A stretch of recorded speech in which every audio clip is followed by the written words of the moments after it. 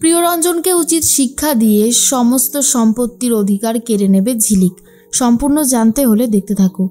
গল্পের শুরুতেই আমরা দেখতে পারি রেবতী তো চলে এসেছে। রেবতীকে দেখার পর অনিমেষ খুবই খুশি হয়ে যায়, কারণ অনিমেষের পুরো পরিবার আজ অনিমেষের সাথেই রয়েছে। রেবতী, আঁখি আর পাখি ওরফে ঝিলিক।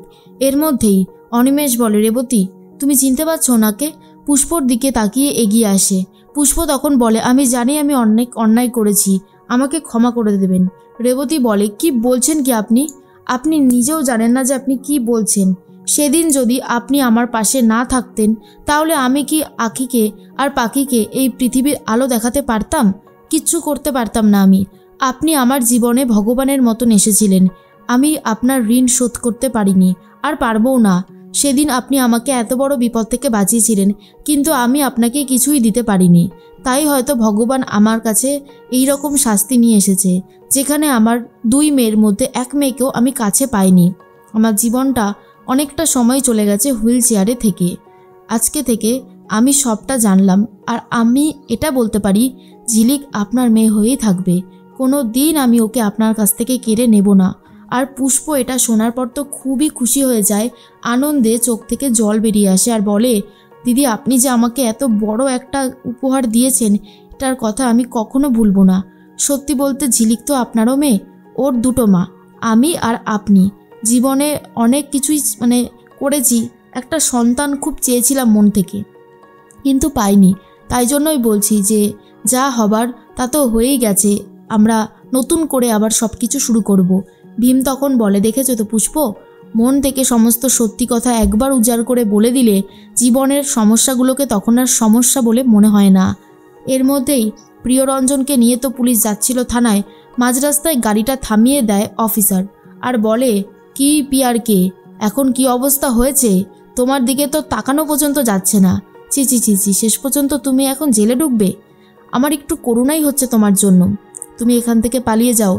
থানায় তুমি যদি একবার চলে যাও, তারপরে আমি আর তোমার জন্য কিছু করতে পারবো না। তাই যা করার এখান থেকেই করতে হবে। কি পালাবে তো? ওই দেখো তোমার গোড়া তোমার জন্য গাড়ি নিয়ে এসেছে। গোড়া গাড়ি নিয়ে এসেছে আর বলে, মামা তাহলে এবার চলো। প্রিয়রঞ্জন বলে, থ্যাংক ইউ অফিসার, আপনি যা করলেন আমি মনে রাখবো সারা জীবন। এদিকে ঝিলিক বলে, পিয়ারকে আমাদের অনেক ক্ষতি করেছে, আমি আর কখনোই পিয়ারকে কোনো ক্ষতি করতে দেব না। তার জন্য আমাকে যা যা করতে হবে আমি সবটাই করব। তখনই আঁখি বলে, ঠিকই বলেছ ঝিলিক, পিয়ারকে যে অন্যায়গুলো করেছে তার শাস্তি এবারে পিয়ারকে পাবেই পাবে। এরপরই ঝিলিকের কাছে ফোন আসে, গৌরবের কাছে ফোন এসেছে আর বলে, অফিসার আপনারা একটু সাবধানে থাকবেন, পিয়ারকে আমাদের পুলিশের গাড়ি থেকে পালিয়ে গেছে। আর এটা শোনার পরেই গৌরব বলে, পালিয়ে গেল পিয়ারকে? আপনারা কি, হ্যাঁ আপনারা একজন অপরাধীকে সামলে রাখতে পারেন না? এরপর ঝিলিক ফোনটা নিয়ে কথা বলে আর বলে, আপনি এটা কি করেছেন জানেন? আপনি নিজেও জানেন না যে আপনি কত বড় ক্ষতি করেছেন আমাদের। আপনি যদি 24 ঘন্টার মধ্যে পিয়ারকে খুঁজে আনতে না পারেন না, তাহলে আপনার অবস্থা আমি খারাপ করেই ছাড়বো। এরপর অফিসার ফোন তো রেখে দেয়। এর মধ্যেই গোড়া পিয়ারকে নিয়ে একটা গোডাউনে চলে গেছে। সেখানে পিয়ারকে রীতিমতো ছদ্মবেশ নিতে শুরু করে, যাতে ঝিলিক, আঁখি আর অনিমেষের ক্ষতি করতে পারে। এর মধ্যেই দেখা যায় যে নীলিমা চুপচাপ বসে আছে। তখনই জেঠু এসে বলে, কি হয়েছে কি তোমার, তুমি মন খারাপ করে বসে আছো? নীলিমা বলে, দাদা আমার মনটা একদমই ভালো নেই, ভালো লাগছেও না, আপনারা যান ঘুরে আসুন, আমি বাড়িতেই আছি। এরপরেই জেঠিমণি বলে, তুই চিন্তা করিস না, গৌরব আর আঁখি ঠিক চলে আসবে।